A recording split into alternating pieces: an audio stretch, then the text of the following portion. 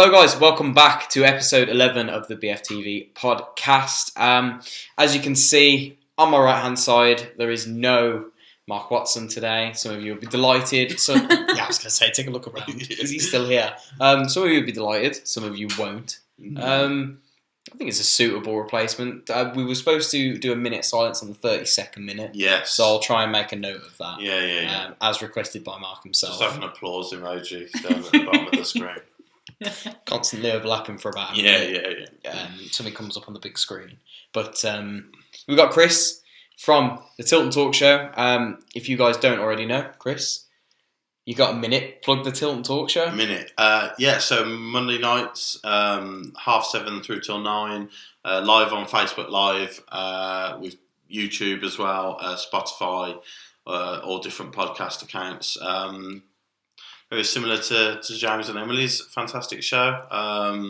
Talking about Blues week in, week out during the season. Women's and men's as well. Yeah, women's and men's sides, updates from the games and things like that. So yeah, good listen if anybody wants to go back over the old shows. And you're going. Is it your 8th season next season? It'll be the 9th next season. Wow. I think it'll be my 6th. I think. Was it just Chris and? So it was Chris and Nick, and then it was there was Paul Collins was on there as well, and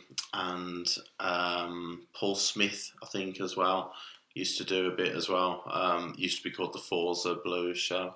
Yeah, I think I remember. Back in the day. Yeah, but I've seen it on Twitter. She was edging. Yeah, I think it's grown dramatically over the last 6 years. Whether that's my introduction or I'm really not big into would not like to say it whatsoever. No, I think it's good. I think you guys, if you don't already, go and watch it.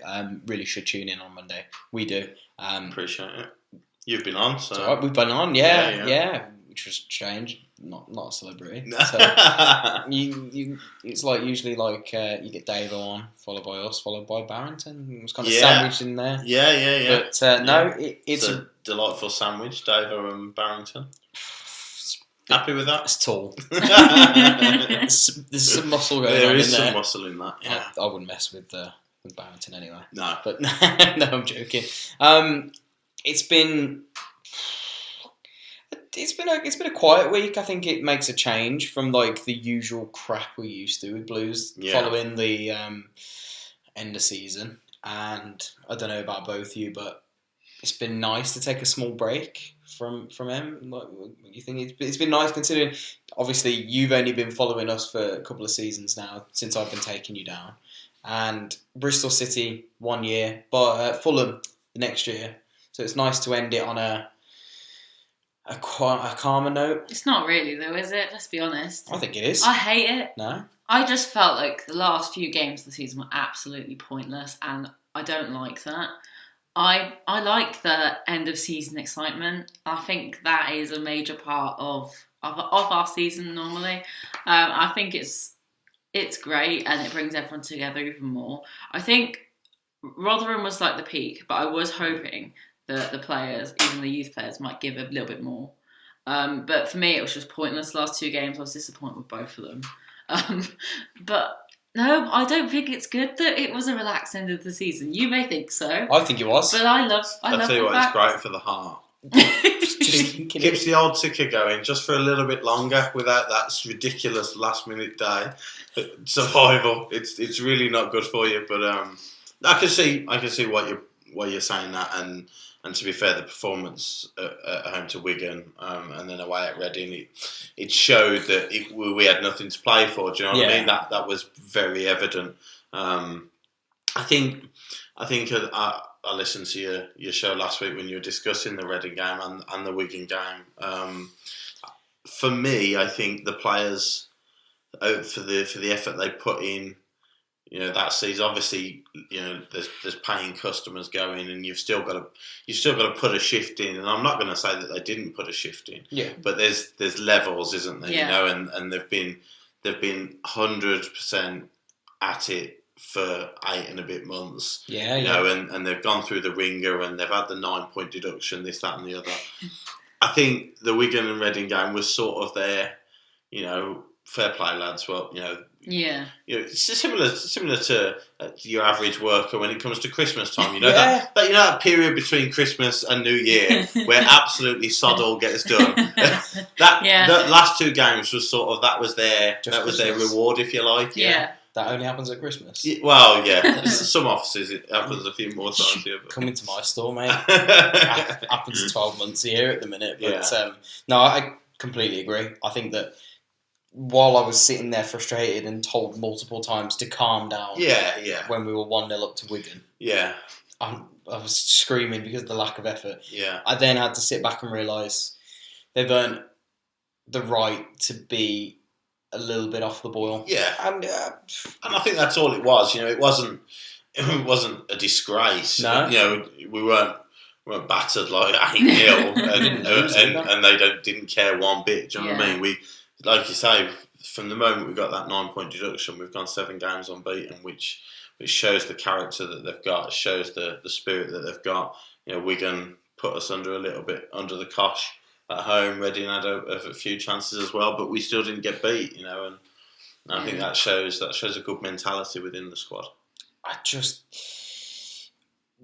Some of the performances were, how do I say this? Questionable at best. Yeah, I think what annoyed me the most is from the regular starters, i.e. sort of your Gary Gardners, your Pedersens, your Shays, who didn't exactly play up to their standard. Yeah. Was understandable. What annoyed me the most was the people coming in. It didn't quite hit the standards. Vassell, big time for me. Lakin didn't look very good. The 2 centre backs, Harding and Roberts played outstanding at Reading. Yes. So fair play to them too. Yeah. But which was good to see because they were shaky to Wigan, but Harding hasn't played centre back very often, if at all, this season. Apart from that Wigan game, he's played right back and left back. I thought he was excellent there. I think he could be good there as well. Do you know what? That's something we can discuss a little bit later. But Roberts as well hadn't played for a long time. He'd come back from an injury. He looked that rusty first game back against Wigan. But as you say, at Reading he looked a little bit stronger and a little bit more composed, and that's the Roberts we saw at Barnsley. And that's the Roberts we want to see. When he is called upon for Blues. No, I think personally, what could be healthier next year as well is a bit more rotation. I think that to prevent that rustiness, rotation is going to be key. We play hectic schedules. I think we'll get a little bit further in the cups next year, i.e. FA Cup. We won't get West Ham away. Difficult tie. And we had Reading away start of the season in the Carabao Cup. Yes. Whatever crap that is. Yeah. And at the time we had a threadbare squad as it was. I think that those players will be called upon more in the cup games, and then with the Tuesday night fixtures as well. I think we're going to need to rotate more, just to keep that freshness in the squad. Because if we say play an away game on a Saturday, then we play a home game on a Tuesday night, and then another home game on a Saturday. It's going to be important, I think. And happens quite a lot, doesn't it? During the season, you've got 3 games in a week, and we showed at times this season, the same players playing week in, week out. First game, the energy levels were superb. By the third game, you could tell, they weren't getting overrun. They were still putting the effort in, but it's, in Championship, Premier League, top level football, it's that 2 or 3%. Even if you're off 2-3%, the opposition have that advantage on you. I think it allows for more fluidity within the squad as well. By that I mean we can play different formations, try out different formations, and find out what our best squad is for certain games. Because obviously every other game is different, and different teams play different styles. So I think allowing us to understand what players work best in what formations and what kind of games would be really important. I think Roberts would play a slightly different game to Harley Dean, but that could be really important to understand. So maybe Harley Dean's better against someone like Millwall, but Roberts could be better against someone like a more attacking team, Leeds or something, because he can get up the pitch. And exactly. So I think that would be beneficial, but it also allows, like you said, more rotation and less tired legs. So. And I think it's something that's been called upon many a time, and it's something that I've been sort of itching to discuss over the summer. It's going to be something that's going to be the main talking point over the summer, is kind of like squad depth. The transfer window, is it open yet? I think a few League One, League Two clubs are announcing signings. They're like free transfers. Yeah, whether that's an official thing or technically it's signed on the dotted line at a certain date. I think is it June? Why do I feel like it's June? Yeah, I think it's 1st of June. 1st of June or something. Yeah.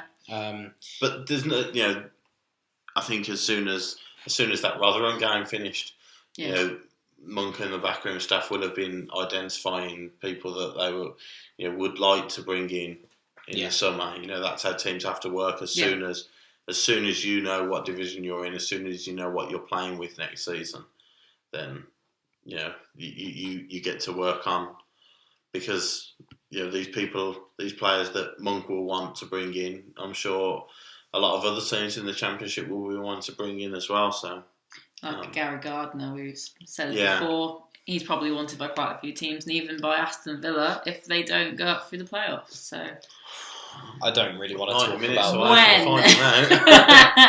that. Was that's been a sobering note today for me, because I work with a Villa fan. It's just me and him in all day. That was enjoyable. Yeah, and it was his birthday, so we really enjoyed the win. And I was like, oh my god, let's be honest, they're going to get Leeds. I would say so. You can't. I can't see Derby winning at Ellen Road. Is that tonight? It's tonight. It's kicked off already. Yeah.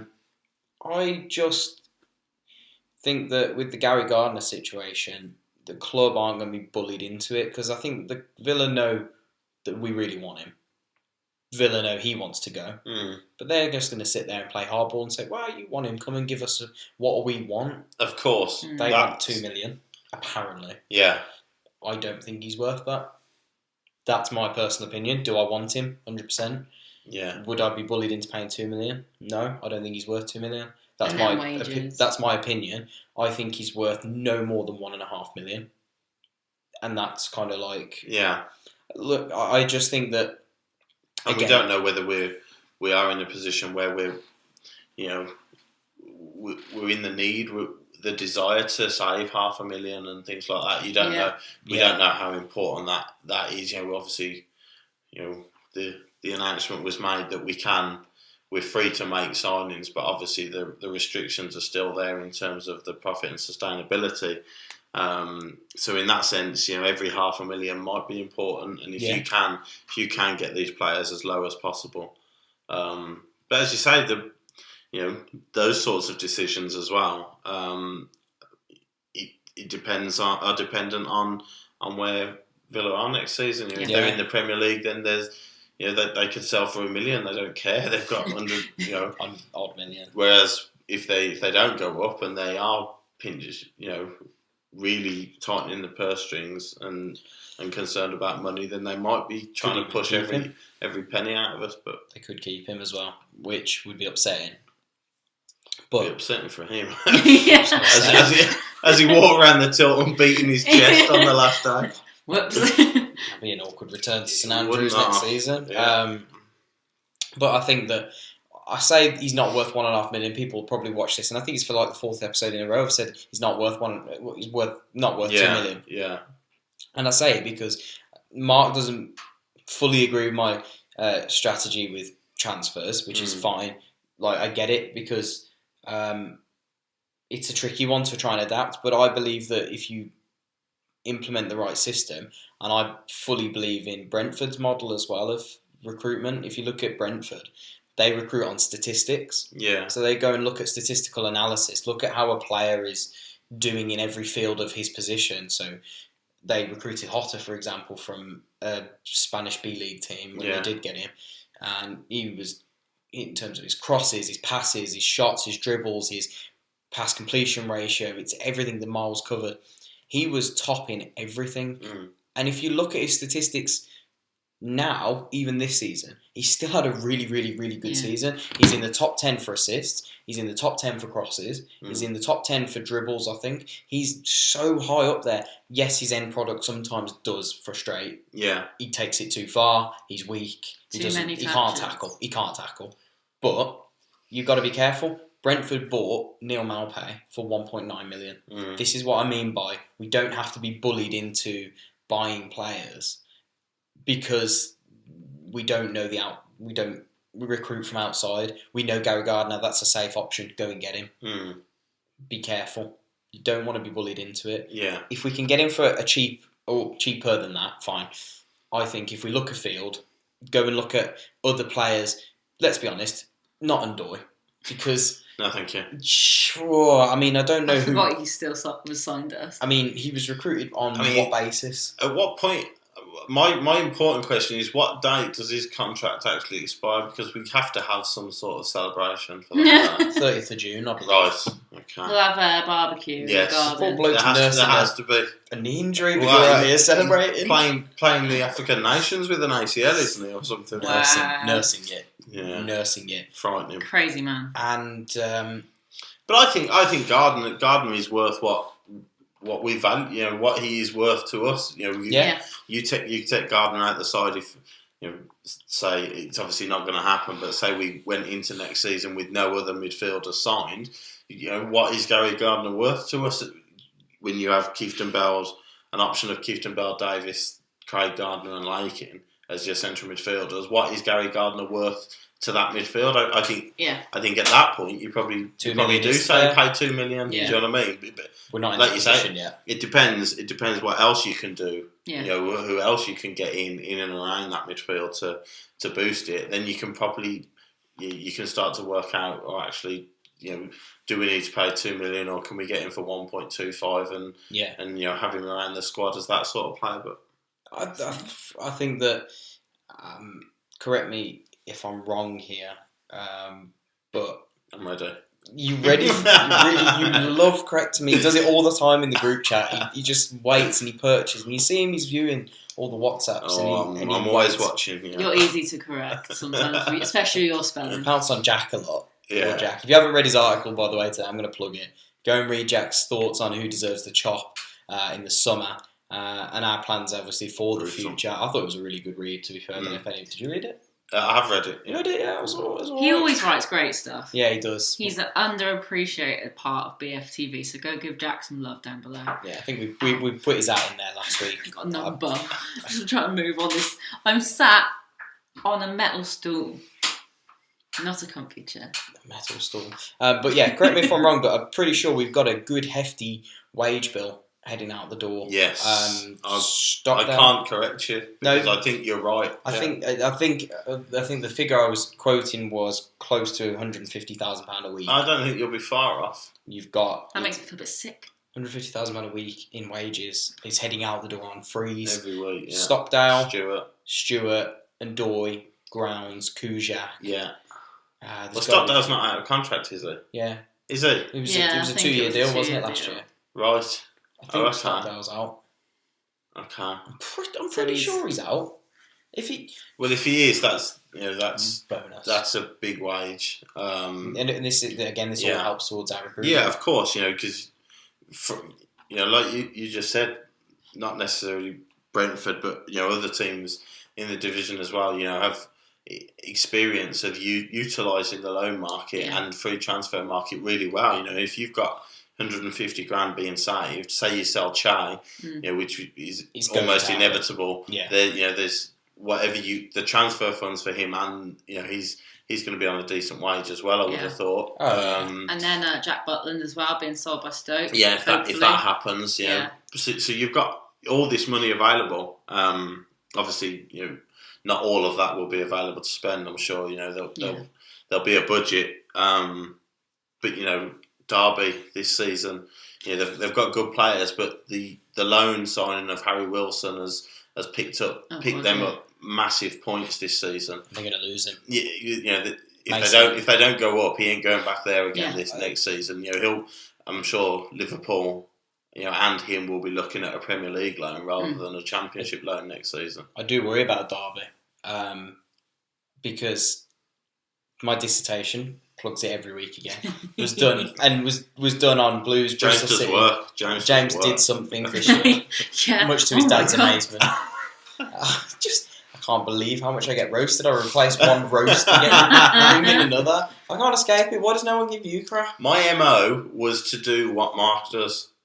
My MO was to be Mark, so I am doing my absolute best. When he watches this, he's going to sit there with a beaming smile. He's just going to be nodding to himself. Yeah, I've taught him well. You've had one. You're only like 2 years in with him, aren't you? A year, 2 years, something like that. 30. Yeah, 2 years. Tender He's age. 32. I like to think my maturity is more in the category of you and Mark rather than James. Okay, yeah. And I think Jack We'll be is the up judge with of us that. as well. Oh, yeah. Okay. Just James Dan's loads at the bottom. Okay, that's not very nice. Go on then, continue with your work story. Yes. You did a dissertation. Tell us about the dissertation. You did a work. I did it. I did a thing. Yeah. Derby, are treading a thin line. A real thin line, hence why they did a lot of loans this summer. Yeah. They also sold their ground, didn't they? They did sell their ground to generate some. They're going to be in big trouble next year in terms of they just keep spending. They've kept spending. They've never successfully gone up. They've got Tamori from Chelsea. They've got Harry Wilson. They've got Mason Mount, who have been three of their best players. I really like Mason Mount. Mason Mount, top player, yeah. They're all going back in the summer because they're not going to get promoted. They're 1-0 down. Are they? They're 1-0 down. Really? I think so. Yeah. Yeah, they're 1-0 down. Stuart Dallas scored. So Frank Lampard's Derby County. they're not going up. Rumours. Lampard's Chelsea, apparently. Rumours Sarri's going. So apparently Lampard is going to Chelsea. I don't know. Wouldn't surprise me. But like I said, you've got to tread carefully with it when it comes to loans again. Not only could you be banking on them to go up, and if you don't go up, you lose those players, you have no one to replace them with, you don't have the money to replace them with, but then they could not work. Yeah. We had Boga. Yeah. We had Bogle. We've had many a loan that have flopped. Just knowing where those starting three letters sign for us. Yeah. Keep away. Yeah. Don't sign Jayden Bogle from Derby in the summer. It's Bog, isn't it? Yeah. It's all in the name. It's just a bog. Yeah, just don't go for anyone with that in the name because they just don't work for us. But I don't know. What's your thoughts on it? How would you go about our transfer recruitment this summer? What, you want Emily's economics to come back out again? Okay. Oh, no, thank you. Chris loves these economic lessons. It's really important to understand what our plan is for next season. So, are we pushing for playoffs or are we pushing for top 10? Once we establish what our end goal is, then you can establish the budget. So establishing the budget means how many players we want to bring in each position and how much we're willing to spend. Now, we've got 13 million overdraft, so to speak. We can't... In terms of that. Yeah. We can't spend any more than that. So I think it's really important to understand that, yes, you can get players like Pookie on the free, but I'm not sure whether our recruitment is that good. Because it hasn't been. No, it hasn't been. Let's be honest. No. And Norwich's system was very similar to Huddersfield's system of recruitment, and that worked. She's been learning from me. Yeah. German model. It's worked for them really well. So I think Monk's more looking at sort of like Scandinavian parts of. It does the seem world. that way. And I think he likes that sort of quick style of football. But I think it's really important to understand what our end goal is first, because if we don't know our end goal, what's the point in spending loads of money if our end goal is to not get promoted? Because say we spend the whole 13 million and some, that's just a loss. Yeah. And we get promoted, doesn't matter. Yeah. But say we spend the 13 million and then some and don't get promoted. Yeah. Financial Fair players come down on us like a ton of bricks again, and then we're back to square one. Well, that's what we did 2 years ago. Yeah. You know, we said as Harry Redknapp came off the pitch at Bristol, you know, and Dong's eyes lit up. Yeah. You know, in the boardroom, how much money can I give Jeff Fateri and Darren Dean this summer to buy all these wonderful players? Instantly, that was a regret. But that's what happens. You know, that is the other side of it, isn't it? You know, but to be fair, obviously that their ambition in the summer must have been promotion. That must have been their thought process. Yeah, we'll bring 15 players in, and we'll have a really good go at promotion. As it was, we needed, the point Steve Cottrell was sacked, we were League One bound. So I think that shows the importance though of good recruitment. Yeah, definitely. Because they were bad, and I'm not ashamed to say I think that they were probably the reason that we were so bad that season. Yeah. Because without them, we could have got in either players for less money or better players better suited to the team, because we had a skeleton, let's be honest. Yeah. We didn't have a flush squad full of depth and quality. We had bare bones. And a lot of them we sent out on loan in the end. So swings and roundabouts, but they should have been a lot better with their recruitment. So I think that you're right in the sense that you need to have a proper recruitment system, because if we want to get promoted, which I think is a tiny bit too far next season, I think it needs to be stepping stones, especially with our squad. If we did get promoted, that would be punching above our weight. Well, if we were to hit playoffs, can I ask you a question? That if you wrote our squad down on paper, and then wrote Sheffield United squad down on paper, whose would you rather have? Man for man? Yeah. Good question. Because I bet Sheffield United fans probably at the end of last season would have been saying, like you've just said, are we too soon to go for promotion? Is our squad really good enough to have a go for it in the Premier League? But actually, over the course of the 3 years, so you get promoted in the Premier League, say you go down that first season, so you go straight back down. For 3 years, you get parachute payments from the Premier League.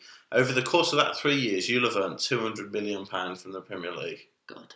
It's like 110 million.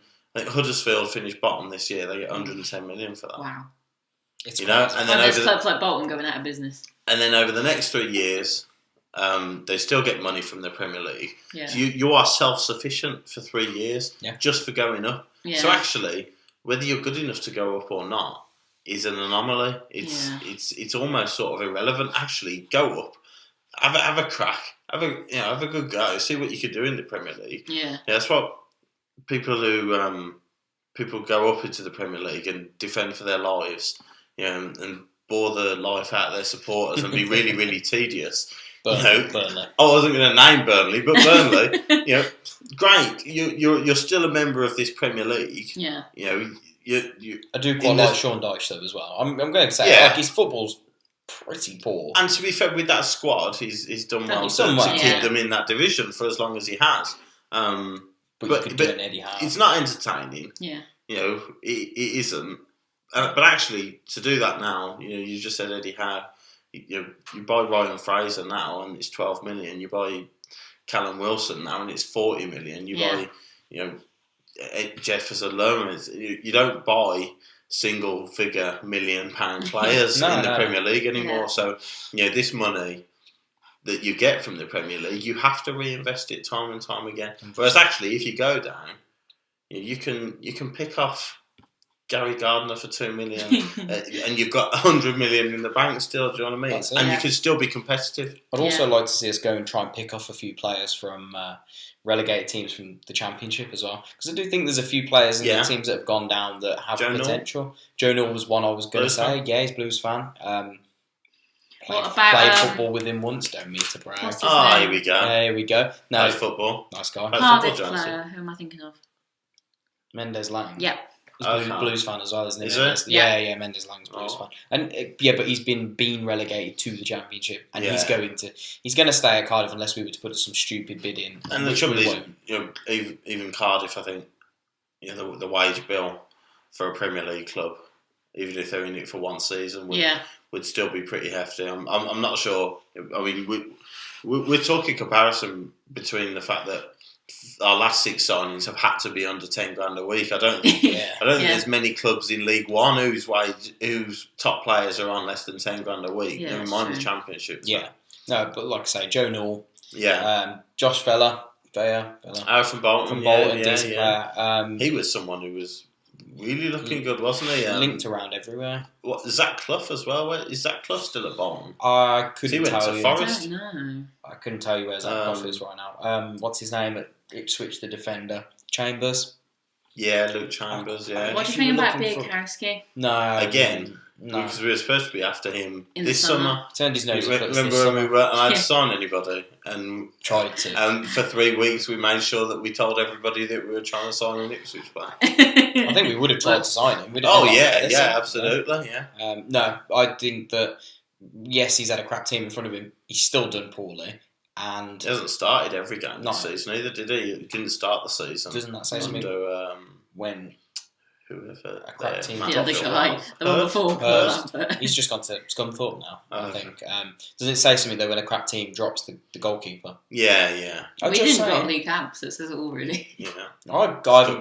He's still, drawing opinions, but I think that there's a few players we can pick up on the cheap. I think if we gave it a go, I've planned out a video which will be out next week on, for me, the best 10 free transfers that have become available from the Championship, particularly because I'm looking about that level.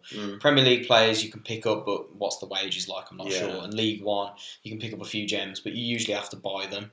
So I'm looking at free transfers that have left Championship teams, and there's some big names in there. I'm not going to name names because spoil my video. Spoilers. I think no. To be fair, I think Joe Null would have made it. I think. Yeah. But ultimately, like I say, you've got to go out and pick those free transfers up. You've got to go and pick a few loans up. Because if you spend all your money at once, you're then left scraping the barrel. Whereas if we're not Man City or Liverpool, we can't identify the two players that we want and go out and spend 80 million on both of them. Do you know what I mean? Yeah. We have got to be careful. We've got to be clever. Everybody else in the league is trying to be clever. We're not the only team with P&S worries and concerns. So everybody else is going to be thinking exactly the same as us, aren't they? 13. I think it's more than half the league are looking over their shoulder. Yeah. It was 13 teams last summer that were placed under a soft embargo. Yeah. The same that we were. Except we were the only ones to go and continue. So, well done, Don. Well done, mate. Dick Star. Dick Star, mate. Dick Stars. Who came up with that? Was it Mark? Who else? Who else would have come up with that? How many times have we had to warn? Some of the stuff that Mark has said. Some of the things he has put in that chat have been horrific. You're just as bad, to be fair. No. I am angelic compared to those. He's looking at his scores. 1-1. Is it 1-1? They've equalised. Derby have equalised. Jack Marriott. They get one more. No, they don't. No, away goals don't count, but so we'll get into a few questions now. We did ask on Twitter earlier today. This will be an interesting one. I will get it up. So we wanted to hear your transfer-related stuff. Biggest summer signing flop, most pleasantly surprising transfer, and any players you've ever wanted Blues to sign. Sort of in every window, there's always that one player you look and go, wish we sign him, and every window goes by and they don't sign him. We've had some really good responses, to be fair. I think there's actually a really good response here from Daniel Dixon, and he writes, the biggest flop was Fabrini on a permanent. Because remember when we signed him on loan? Fair. He was kind of magic, wasn't he, on loan? He looked very special. Yeah. He looked like he had that special something about him that you very rarely see in a Blues shirt. I think I'm pronouncing this right. Technical ability. I think you got it spot on there. I think that's what it's called. He had a little bit of that, and we got a little bit excited.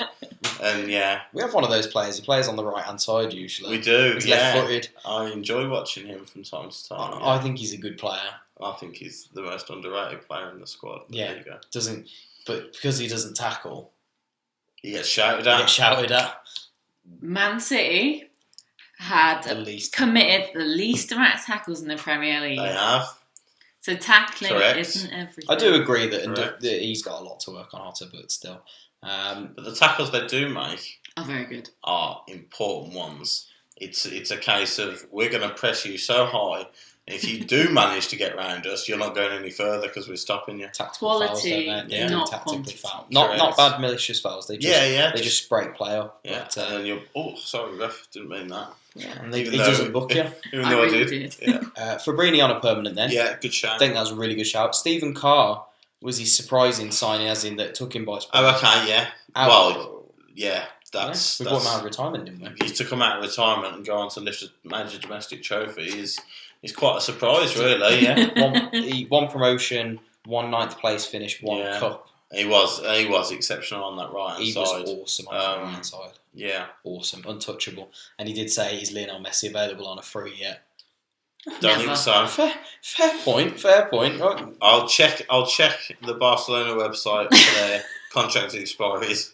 I don't think they run the same as some clubs though. Yeah. With their contracts. Picking one of Bosman. Probably like to keep tying that sort of player down for a little bit longer. Just a little bit, you reckon? Yeah. He scored decent tapping the other night against Liverpool, didn't he? Like 40-yard tapping. Messi? I think it was from a free kick. Was he? Bit of a fluke from a free kick or something like that. I saw the one where he captained his side to another crushing, embarrassing Champions League exit. Saw that one. I think the term's bottled it, but yeah. Blues have seen a few of those down the years. You're not kidding. I'm really not kidding. No, I'm trying the biggest bottle the Blues have ever done. Oh, it's got to be it was before our time, but it must have been the one where we were 4-1 up. Swindon at home to Swindon, and Glenn Hoddle decided to bring himself on at the age of 83, and he waltzed past everybody and led Swindon to a 6-4 win. Oh yeah, my dad tells me about that one all the time. Like he's like, even when we were like 3-0 up half time, he's like, it's not done yet. Done yet. Yeah. Swindon. But it almost happened at QPR this season. That would have been up there as well. So that was it. That was a dangerous one. Kyle Colclough. Hello, Kyle. Evening. Hello. Biggest flop has to be Ndoye. Fair point again. That's it. You're not going to get any argument from me on that one. Come with a big rep, didn't he, Ndoye? I think it was the best player in their team at Angers and had such a good rep in the in League. Was it Ligue 1? He was going to be the guy who stopped everybody else playing and allowed us to do our thing. But he just suddenly got on the pitch and just looked like he'd never kicked the ball before. He was like... I don't think he had ever kicked a ball before. I do question the ability in the French league, to be honest. For somebody who supposedly broke up the play so well, I've never seen a man get passed around in triangles so easily. It's like he was a dog. He was a Jack Terrier where you pass the ball between and they just turn around. Except it was almost embarrassing. Get lost. Really? Jack Terrier can turn. Yeah, he couldn't turn. That's true. I remember watching. I think it was the Oxford game in pre-season. We went to Oxford, brought Ndoye on off the bench. Like his first game, we were like, "Here he comes." Here we go. First pass, kick the ball straight out of play. Yeah, there you go. Right then, okay. Should have known from that moment, but we were like, no, we'll give him benefit of the doubt. Like all of this. Your dad met Craig Gardner that day and sent me a photo, and I wasn't very happy about it. What do you mean? You were there? Oh, yeah, but we went to we went around a different way. Yeah, I remember. Did you go pre-season games away? I used to. I was on the verge of going to Austria the one season, but something came up, so I didn't go in the end. I've done Northampton a couple of times.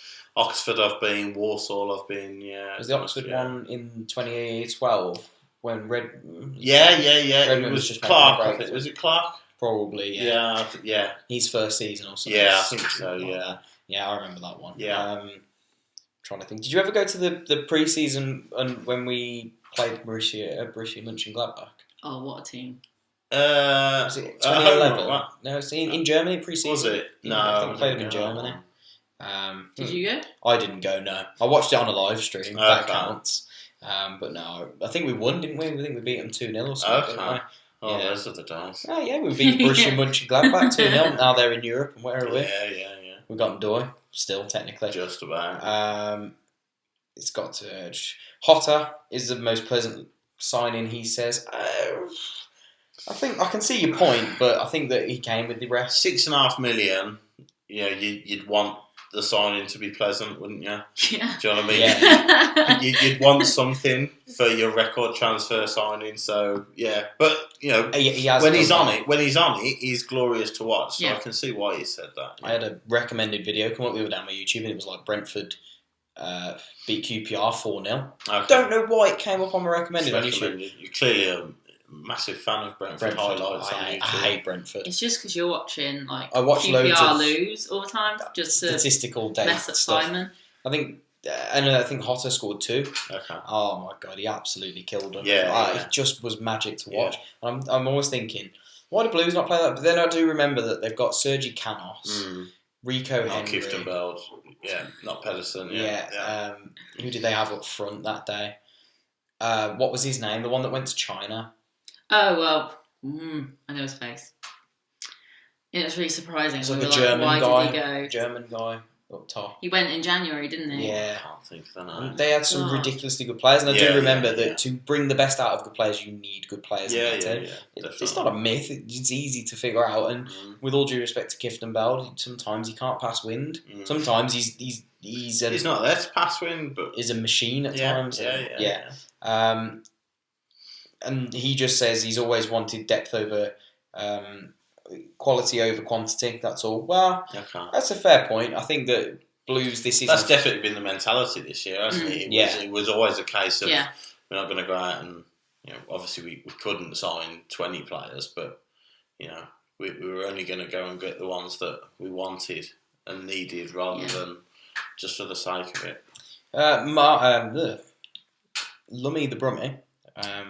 I do remember. Evening, Lummy. Hello. You know him, don't you? Do I? Yeah. I don't know. Probably. No. Does he? You might watch sort of. I'm talking as if you're Mark, but biggest flop is Darius Dudka. Do you remember Darius Dudka? Whoa! Throwback. Whoa! That's taking me back. Darius Dudka, man. Yeah. I'm like. So I'm wasted here. If we're going back long ways, then you've got. There's been lots of players, haven't you? Carlos Costley was January signing.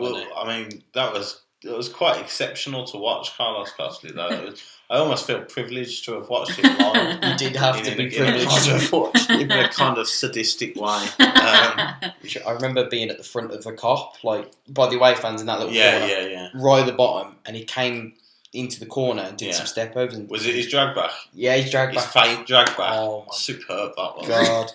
And I think that caught 2 people out in the time that he was at Blues. And how many times did he attempt Every time. Every time he went forward, he tried that faint drag back. I think it caught 2 people out. If it caught, whoever it caught out should have retired. It was a special day. But who was quicker, do you reckon? Carlos Costley or Ndoye? It'd be a cracking race. Who was worse? You'd have time to put a kettle on for a 100-metre race between them two. Kettle on. You know what? They were that slow. You could probably queue at the kiosk and get your food. In the time that they should have done. They should have done the half-time entertainment should be Costley and Ndoye running from one end of the pitch to the other, and see if they can do it before the teams come back out for the second half. No chance. Now you're dreaming. Well, we've completely gone off it. Darius Dudka. Darius Dudka. That was played one. Did he play one game for us? One. It wasn't many. Because he scored that absolute worldie in the under-21s. Yeah. From like 40 yards. Got injured, and then because we signed him from like Poland or something, didn't we? Yeah. There was one. As a Polish lad. I think it was the first season we got promoted, 2002-03 season. Yes, I know. Under Bruce. I know was it Trichevsky or something? Yes, it was J, Peter, whose name was Jurowski, something like Jurowski. that. I remember his face. Yeah, Polish Pete. He was a midfielder. I think he played about 2 games. I think he had a rasping shot from about 40 yards, which went just over the bar. Isn't it incredible? What a club to support, where you've got a Polish midfielder who you signed 15 years ago, and you remember him because he hit a shot from 40 yards that went over the bar, and you remember this player. What? I've missed out on all this growing up. Yeah, I'm never letting this happen to my children. Yeah, it was great. His surprising signing was Lukas Jukovic. To be fair, I kind of agree with that. That is a great shame. Yeah, it really is. To sign someone on a free who hadn't scored a goal in 2 years, and to get what we've had out of him, that's how many goals he scored for us now? Close to 30 odd. Yeah, I'd said so. Yeah, and everyone pretty much important. And his work, the work he does off the ball, obviously is insanely important as well. He's definitely in his prime, isn't he? He's the perfect example of actually you get somebody in and you make them enjoy their football, and you could get anything out of someone.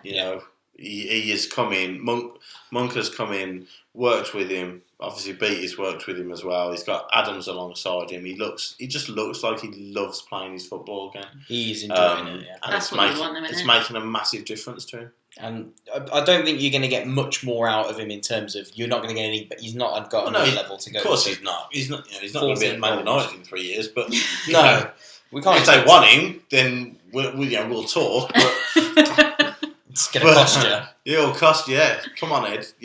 We'll swap Alexis Sanchez. Get your purse out, yeah. But oh no, I'd rather have Duke than Alexis Sanchez.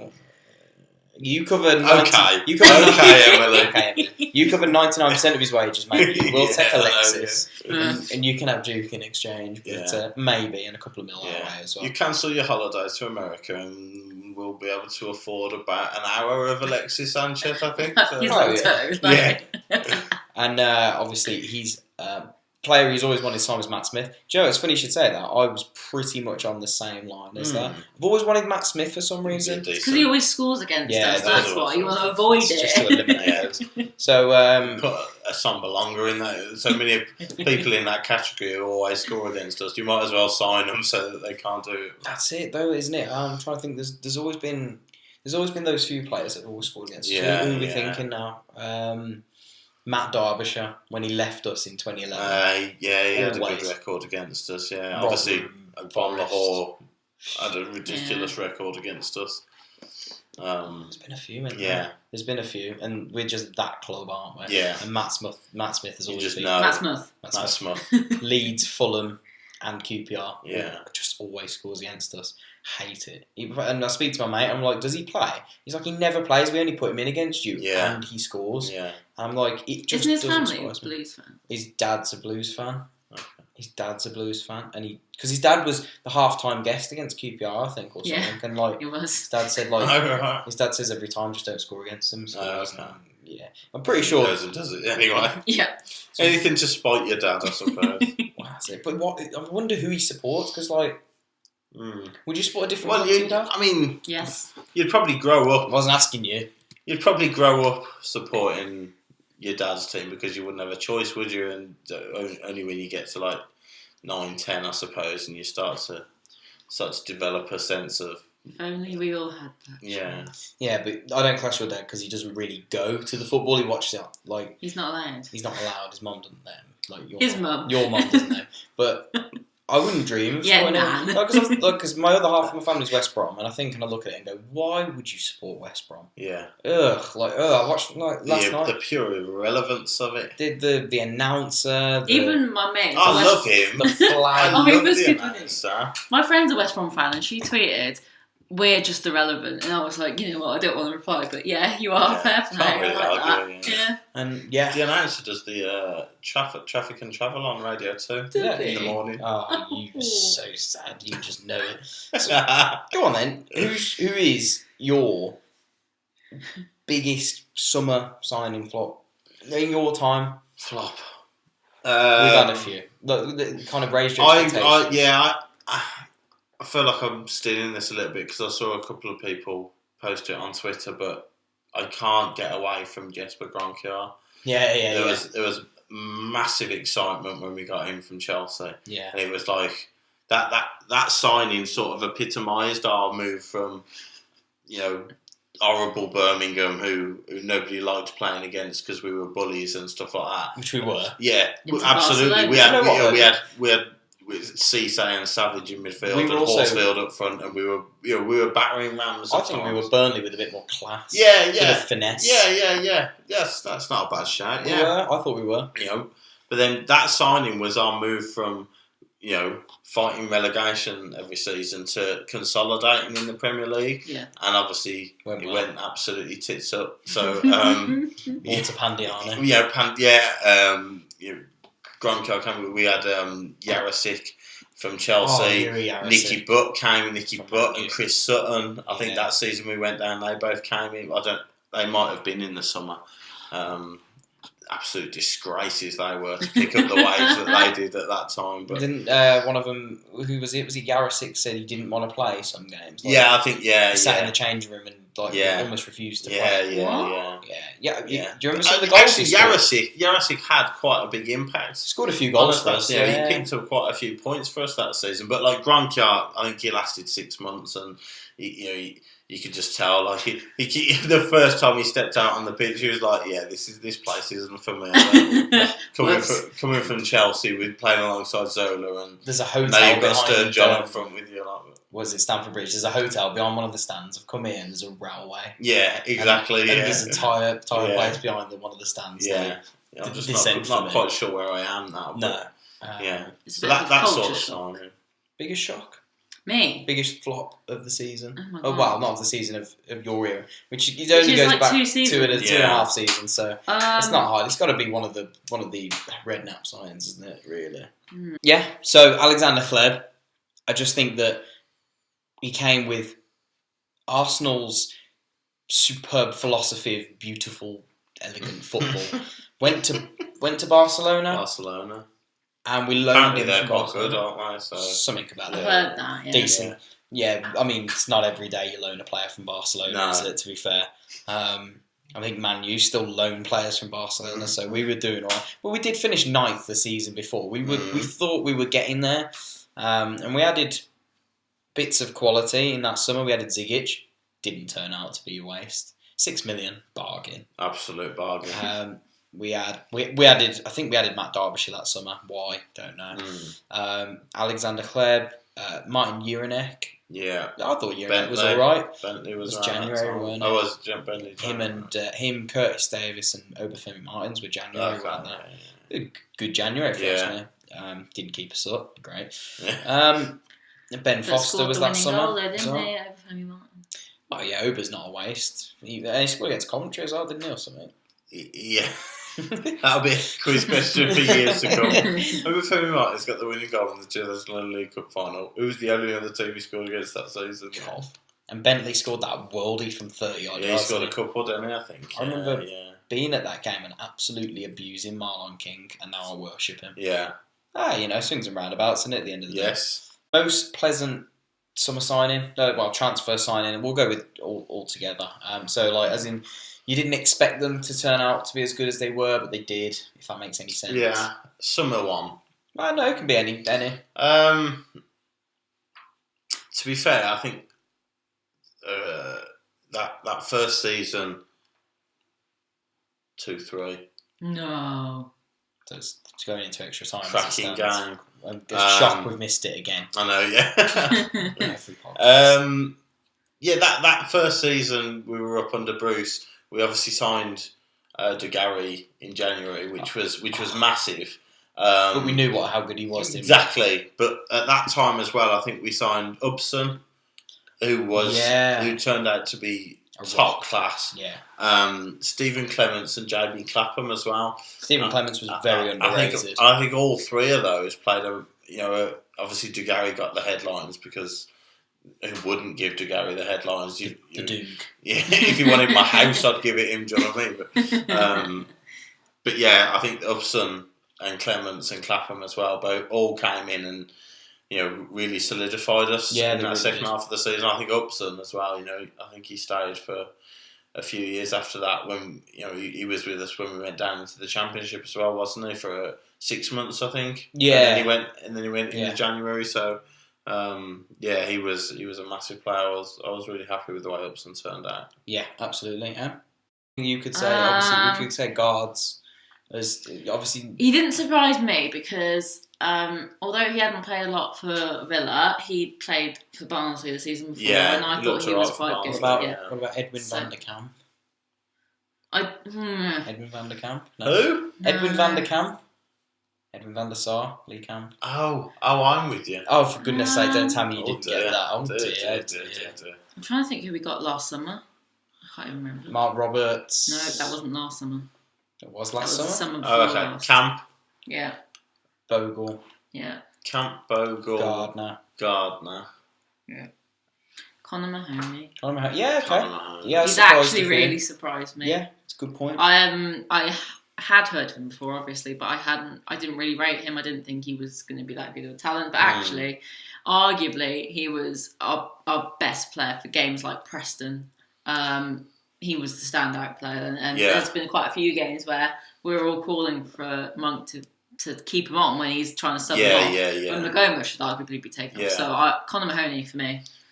I would stick somewhere in. I can't decide between the two, so I'll go with Paul Robinson or Curtis Davis.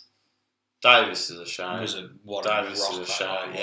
Yeah. Just nothing beat him, and nothing in there beat him. That season we got playoffs, and he was massive that season, wasn't he? And even the season after that, he was pretty big in that as well. And Robbo, just free transfer on a month trial, and then turned out to be club captain. Legend, absolute legend. Yeah, absolute legend. Any players you wanted Blues to sign every transfer window? We'll wrap this one up with a final question. Does Fernando Torres count?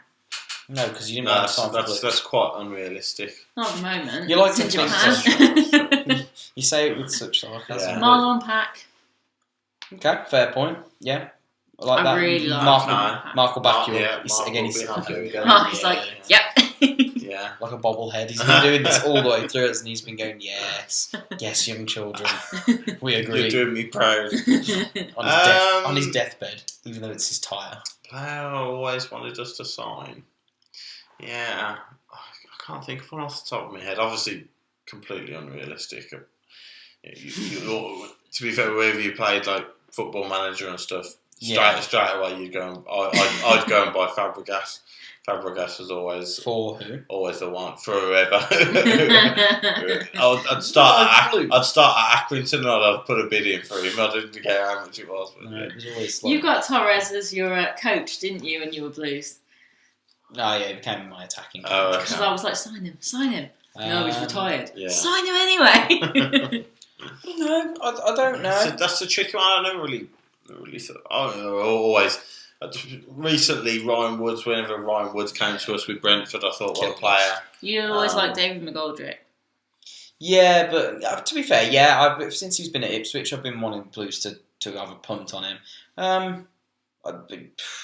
Either David McGoldrick or Sergi Canos. Sergi Canos has been at Brentford and Norwich. Good player, and good play again, Spanish player. Links well with Otter. Seen it at Brentford. I like him. I like Woods. I like a lot of players, to be fair. There's lots of players that over the years that have gone for like 2 or 3 windows where I've gone sign him. Sign him. I think we get linked with them sometimes. Who was the one? Grabban as well. Yeah. Really liked Grabban. He even started to grow his beard like him because he really wanted him. He thought it was a good omen. It's just not true though, is it? That's the one that would have sealed it. That's the one. I could go Borough or I could go Forest, but that chap down the Blues has grown his beard like me. So I'm gonna go there. I think. Yeah, might just swing the tide. Yeah, to me, but, it's worth it. It's worth it. If it plays off. I think that just about wraps it up. I think. I think it's been more of a transfer one for you guys. Obviously, we're going to try and find a little bit more niche things to talk about over the next few weeks. This is not the last you're seeing of Chris, 100%. He knows he wants to come unless I get dogs abuse. Let me know. Have you enjoyed Chris having Chris on? I've enjoyed having Chris on. You made me feel stupid. He's got some good opinions. I never meant for that to happen. No, it's just because I'm an inexperienced football girl. I will learn from the master. It's not me. Don't look at me when you say that. Mark's not on this week. I know, but do you know what I'd really like to see? I'd like to see you and the other boys. Jack and Mark as well, yeah. Well, I do plan to mix things up, and if the guys are available. And there's got other guests as well. You two and Mark would be class. We'll and plan I'd it. just sit there and watch. We'll plan it. But I think just muffled giggles throughout the whole. No, there'd be too much editing to do, too many cutting, chopping and changing, and getting rid of. We need a good 4 hours to sort that one. And the rest. But if you have enjoyed the video, guys, please don't forget to leave a like down below. It helps us massively. He's pointing. You see, he gets it. He knows. Leave a comment as well, guys. Obviously, a lot of you will have asked the questions on Twitter and answered us, but let us know if you haven't already. Who's your favourite sort of summer signings? Who's been your biggest disappointment, and who have you always wanted Blues to sign across the transfer market? She points and she laughs. But guys, if you haven't already, go and subscribe to us and go and follow us on social media. We're on Instagram, Twitter, and on Facebook, guys. But that just about wraps it up. But we will see you not just next week for the podcast, but I do have videos lined up for the week to try and talk a little bit about plans for next season, transfers. I think I'm going to talk a little bit more about tactics, maybe what Monk can do to change the system and make us a little bit more different next season. But do look out for those guys. But anything else from you two? A bit more Gigi. A little bit more, yeah. Gigi. Yeah. Have you not seen Miranda? No. I don't watch Miranda. Whoosh. Yeah. My mum will like that. She'll like that. I bet she will. But yeah. Anything from you, Chris? No, thanks for having me on. That's right. Thanks for coming. And don't forget, join Tilton Talk Show on Monday night. You won't regret it. Not for a few weeks because we've stopped now. They're on their holiday break. Yeah. We don't take holidays here. We had our last show on Monday. Cracked up to Nouveau afterwards. Had a few after Did parties. that just come out the back of your head? Probably. This is I have a collection of them. Damn things escaping. moths everywhere. But she killed her. I just want to quickly say it's Mental Health Awareness Week. I know it's completely football related, but it is Mental Health Awareness Week. I was thinking about doing an article on this, but I'm not going to. Basically, I wanted to quickly say if you are at a football game and you feel a bit stressed, make sure what I always try to do is take a bottle of water with you and make sure that you can find a quiet space. Find out before the game if there's any way you can go, just to have a little bit of quietness, because I know sometimes panic attacks and things like that can be a bit tough at football games, especially I've been and I know, and it's a bit tough. But be prepared. And understand what triggers you and makes you upset and stresses you out, and try and plan ahead for it. And that's what I always do, and that's why I'm able to go to home and away games so often as I do. So, top tip for Mental Health Awareness Week, and yeah, don't be afraid to talk about it. So that's that from me. No, appreciate it. Well, that's all, guys. Sorry, one more quick one because I didn't get the chance to do it because the squad was only announced today. Congratulations, Chloe Arthur, Blues women player, for her call up to Scotland's World Cup squad for the World Cup this summer. Yay, well done! We could quickly say as well that we do plan to try and do a little bit more on the women's team as of next season. We were both working Sundays previously, but we're going to try and make it down to as many as we can. Seeing as I now have a new job and I don't work weekend. You're going to see Chrissy's face a lot more as well when we're down there. And rope him in. Bad luck. Oh, yeah. So, unfortunately for you guys, you know where the unsubscribe button is. Just in case. I'm not preempting anything. Is it here? It's either there or there. I don't somewhere. know. But yeah, that's all, guys. And don't forget to tune in next week. But that's all, guys. See you later. Cheers. Bye. Bye.